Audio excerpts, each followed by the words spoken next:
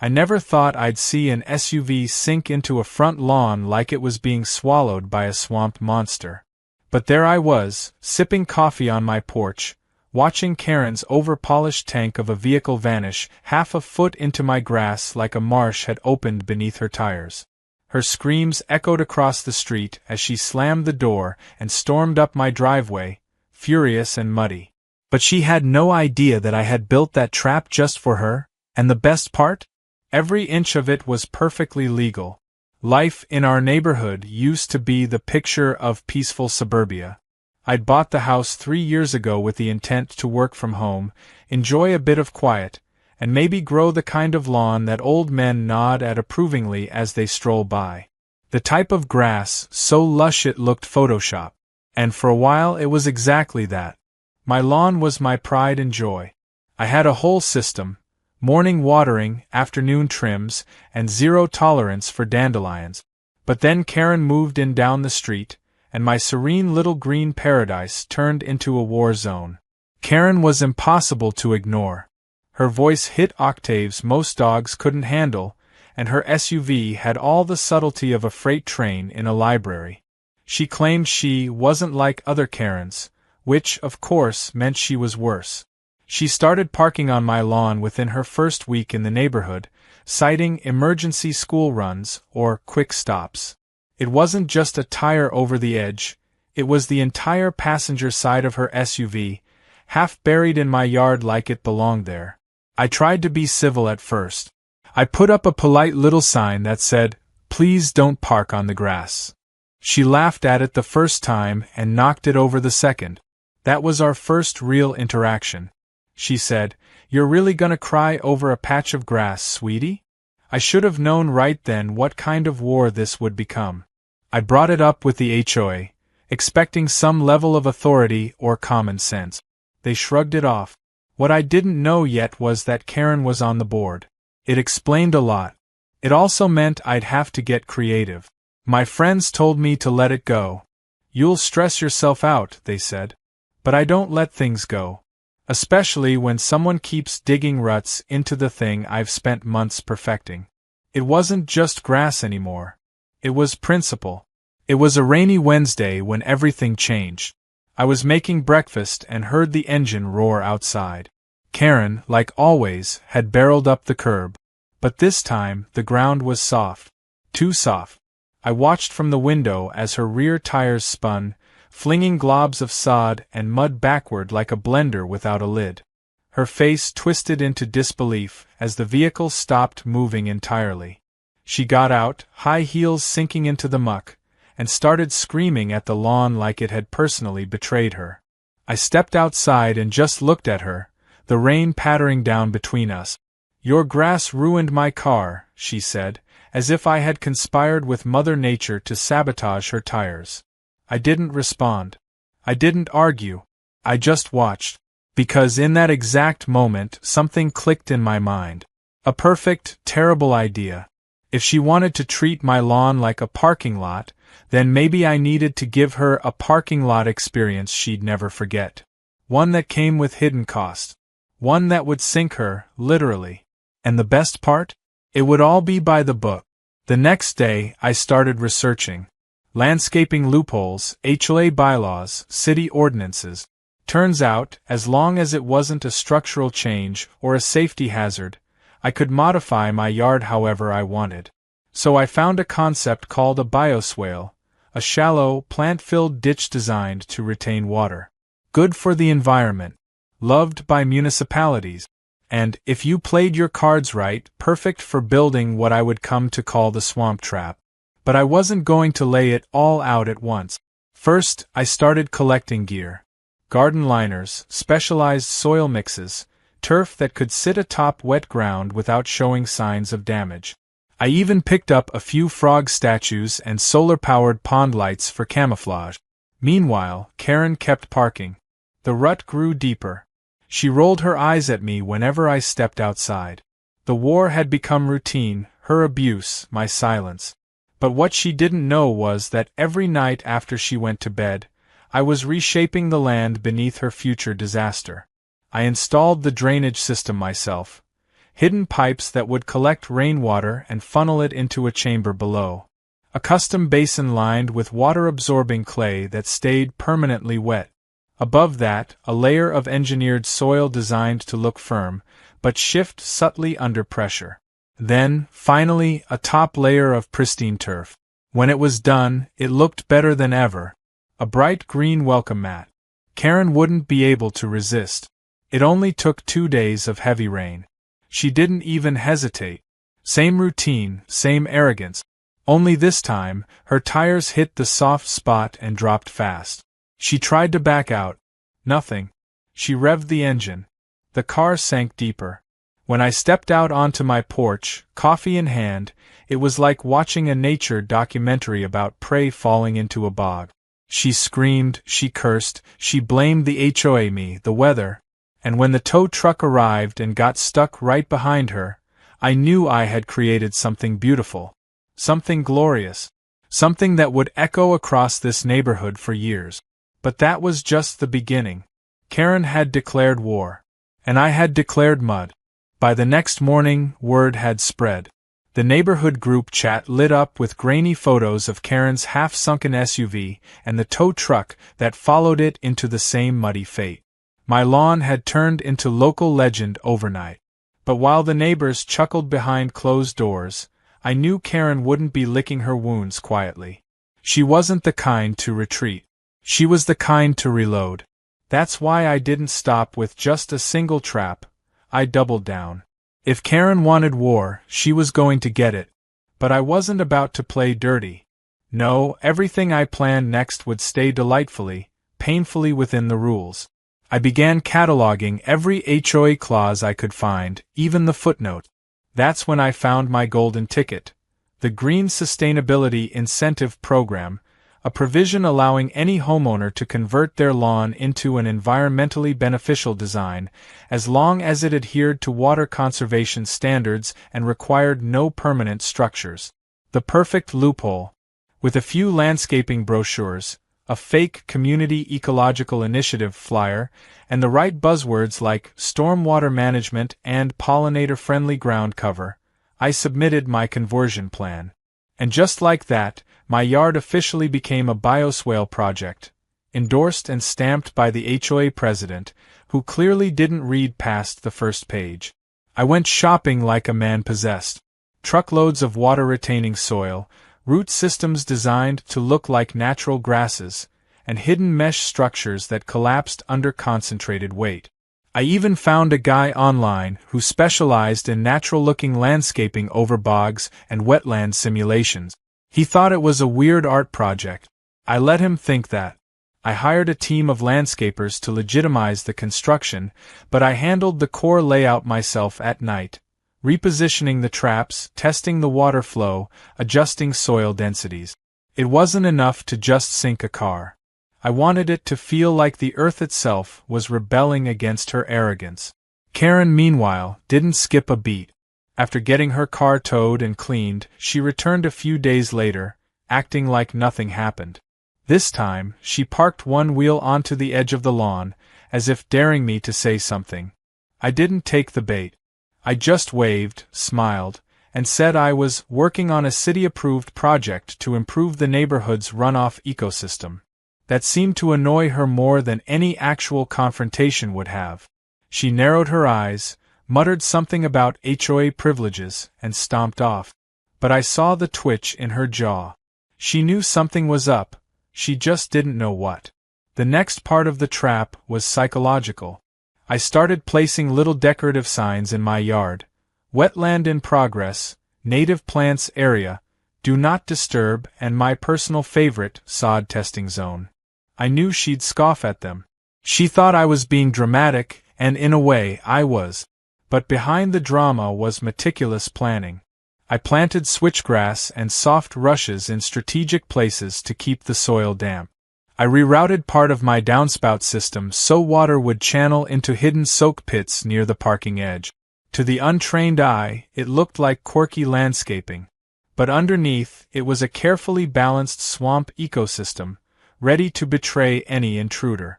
Things escalated when Karen started talking about forming a beautification committee. She made flyers, posted in the HOA Facebook group, and hinted that some homeowners were letting ugly natural designs ruin the clean look of the neighborhood. Of course, her real target was me. At one point, she came up to my house with a printed list of acceptable garden aesthetics, and tried to hand it to me like she was delivering scripture. I asked her politely if her SUV had accepted Jesus as its Lord and Savior after getting baptized in my lawn. She didn't laugh. I did. Despite her efforts to rally the neighborhood against me, most people were either too entertained or too terrified to side with her. The ones who had seen the great SUV submersion firsthand mostly stayed out of it, content to watch the fireworks from a safe distance. But Karen wasn't done. One afternoon, I noticed her pacing the perimeter of my yard with a clipboard, writing things down, taking photos, and muttering into her phone. I knew exactly what she was doing. She was building a case to reverse my HOA approval. But she didn't realize I had every email, every signed form, and a stack of before and after pictures, complete with soil sample data. I documented everything. If she wanted a war of paperwork, she was going to drown in it. One evening, while I was laying new sod panels over a freshly moistened trench, I saw her peeking out from behind her window, watching me like a hawk. That's when it hit me. I wasn't just defending my lawn anymore. This had become performance art.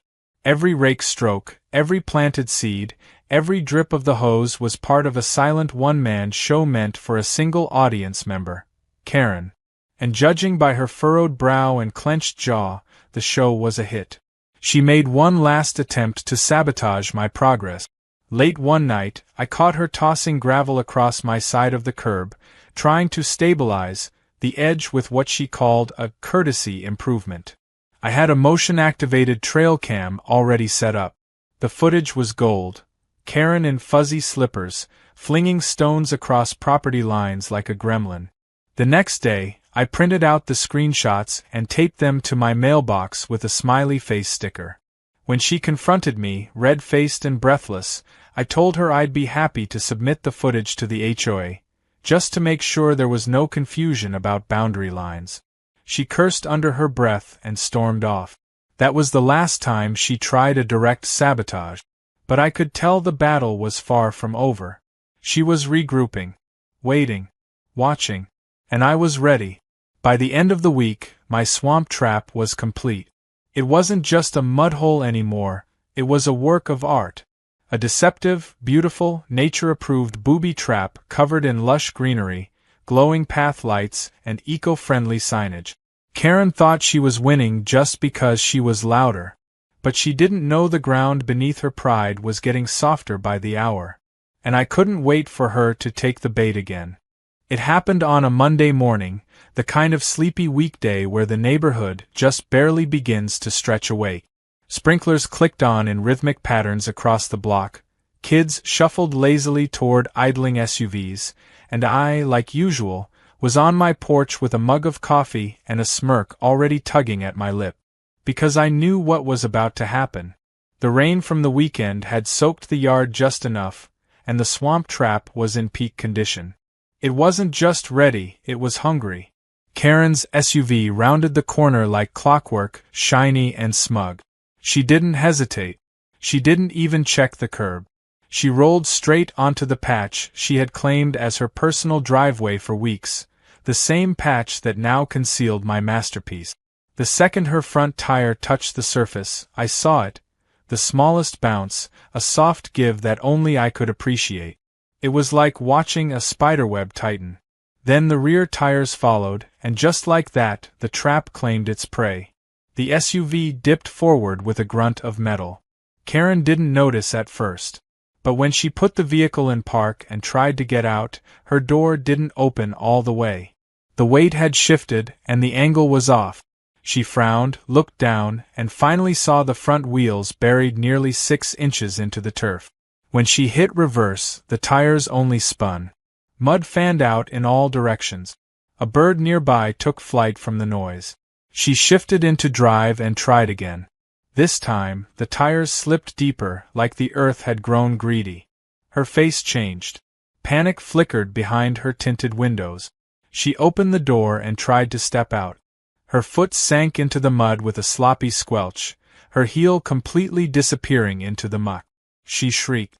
I set my coffee down slowly, savoring the moment like it was the climax of a Broadway show. She was out now, pacing around the car, screaming at the lawn, pointing at the grass like it had conspired against her. Her voice cracked the quiet morning like a car alarm that wouldn't stop. Her phone was out in seconds, fingers jabbing wildly as she yelled for a tow truck and likely a lawyer in the same breath. I stepped down from the porch and approached her with the calm of a man who had planned this outcome to the minute. "Something wrong?" I asked, like I hadn't already microwaved popcorn in anticipation. "This is sabotage," she screeched. "You did this on purpose. My car is sinking. I could sue you." I motioned to the wooden sign right next to her tire, which read "Caution. Wetland area, no vehicles beyond this point." "I warned you," I said gently. "City-approved bioswale. Sustainable. Native plant certified. You turned your lawn into a death trap."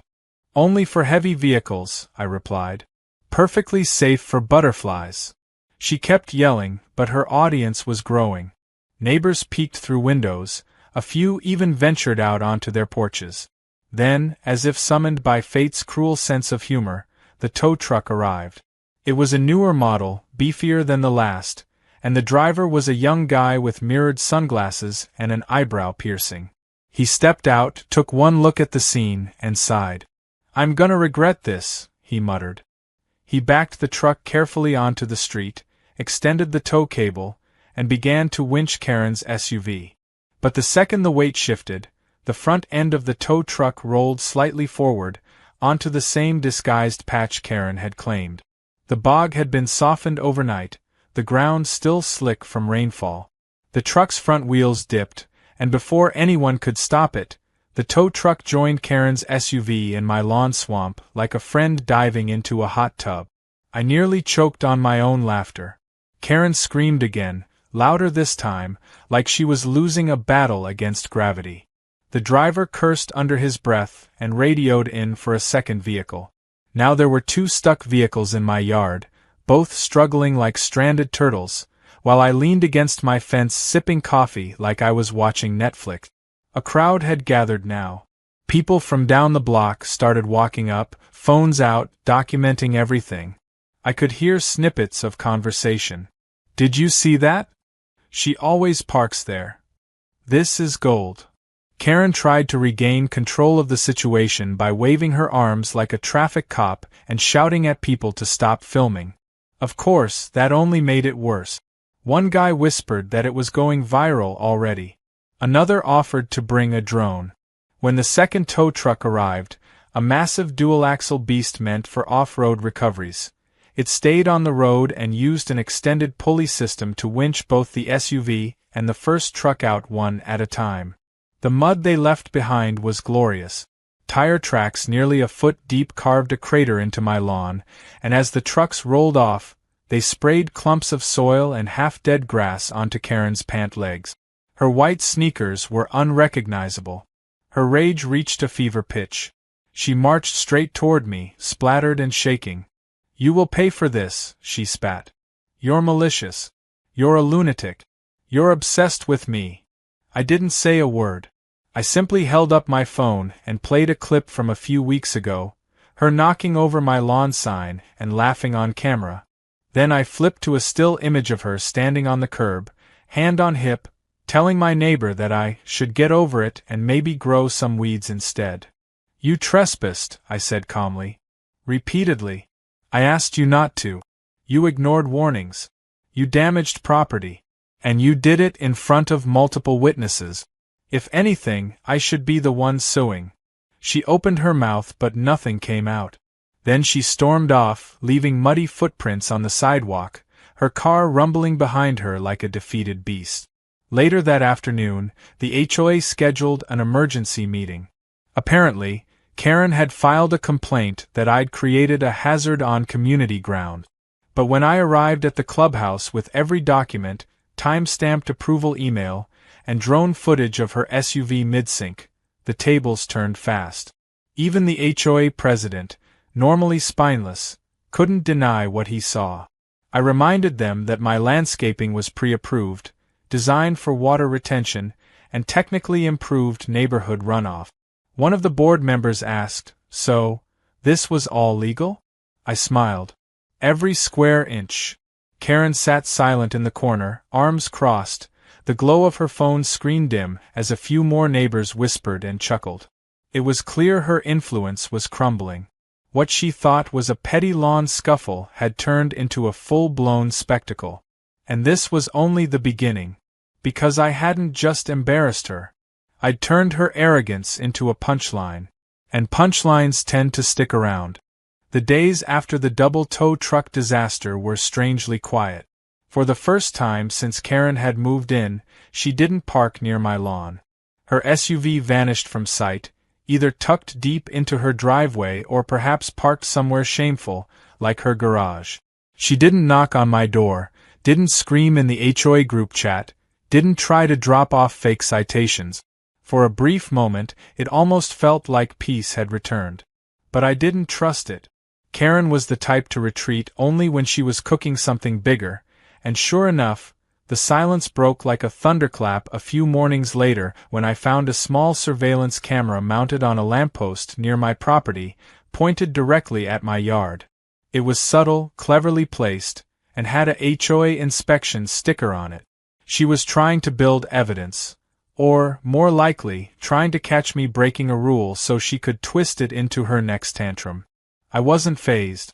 I installed my own camera in response, tucked discreetly into a birdhouse, angled straight at the sidewalk. Not only would it capture her comings and goings, it would also record anyone tampering with the lawn, the signs, or the freshly laid irrigation trench that now doubled as a mud moat along the edges. The trap was evolving. It had become a living, breathing part of my defense system. And it was ready for anything. Karen didn't stop with the camera. That week, she filed multiple minor complaints with the HOA, noise from landscaping equipment, light pollution from my solar path lights, unauthorized wildlife, which I assumed meant the frogs who had taken a liking to the swampy side of the lawn. The best one was her complaint that my yard attracted mosquitoes, which the city inspector later clarified was not only false, but ironically, Karen's birdbath was a larger mosquito breeding site than my entire bioswale. Still, I kept things professional.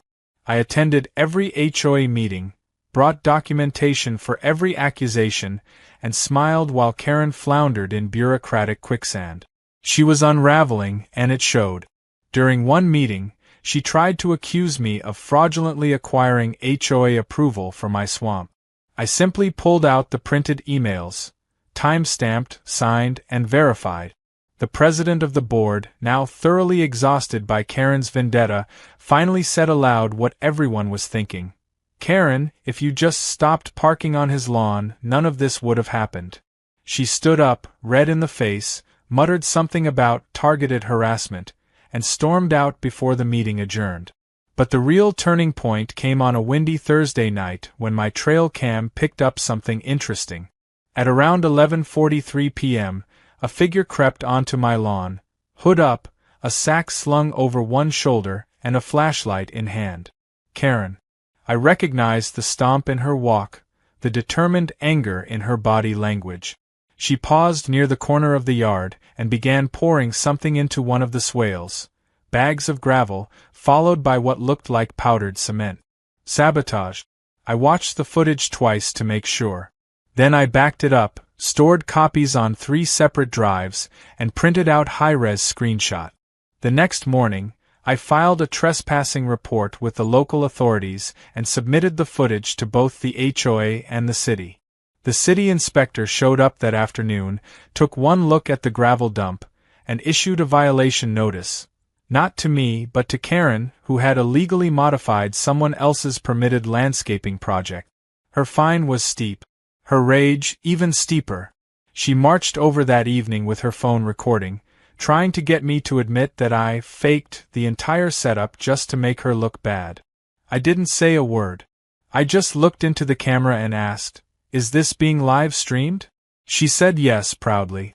That's when I showed her the police report number and the citation copy, on camera, like it was a show-and-tell session for adults who never learned boundaries. The live stream, apparently, didn't go how she expected. One of my neighbors sent me the link later. The comments were brutal. People from all over the city chimed in, some mocking, some cheering, some offering to send frog plushies as lawn decor tributes. Karen went quiet again after that, but I knew it was the kind of quiet that builds pressure. She wasn't giving up. I could feel it every time I saw her SUV crawl slowly past my house, eyes watching from behind tinted glass. She was waiting for me to slip up. But I didn't. Instead, I doubled down on the absurdity. I installed a small sign on the edge of the lawn that said, "Beware of Bog Beast. Neighborhood Guardian since 2023. A decorative gnome was placed next to it, holding a mini shovel and wearing a tiny swamp hat. At night, I played frog noises on a loop through a solar-powered Bluetooth speaker hidden under the bushes. Karen stopped driving by after that. Or maybe she just got tired of seeing her war become a joke. At the next HOA meeting, something unexpected happened. A motion was introduced. Not by me, but by another neighbor, suggesting a formal ban on vehicle parking on any lawn throughout the neighborhood, with escalating fines for repeat offenders. The vote was unanimous, except for one abstention. Karen had been removed from the board due to her conflict of interest, and was now simply a regular homeowner with no power to block the vote. She sat 2 rows behind me, still as a statue, while the policy she had inadvertently inspired was cemented into community law. The funny thing was, after all the chaos, my lawn had never looked better. The bioswale was thriving. Birds visited daily. The frogs had become a neighborhood mascot. A local environmental club asked to feature it on their community walk. And my camera footage? It had become part of a viral Reddit post titled, "When Karen Declares War on the Wrong Lawn." The comments section alone was pure gold. But I wasn't done yet. The final move was coming soon. Because Karen had done everything to control, bully, and intimidate, and now it was time for the final performance. One that would leave no doubt who the true winner of this swamp saga was. It started with a flyer. Not one of Karen's usual passive-aggressive HOA bulletins or faux safety warnings, but something that had my signature smirk all over it.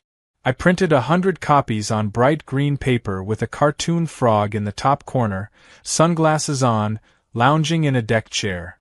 The text read, "You're invited to the first annual swamp party. Come see where Karen's SUV learned to swim."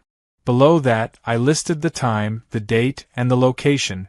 My front yard, which had now become infamous enough to earn its own footnote in local gossip circles.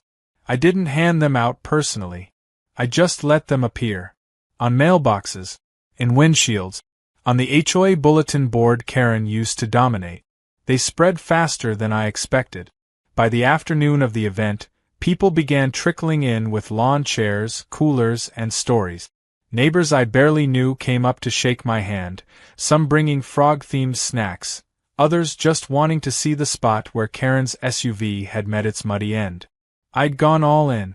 Tiki torches surrounded the yard, subtle LED spotlights lit up the swamp garden in soft blues and greens, and a rented fog machine gave the edge of the bioswale a mystic shimmer.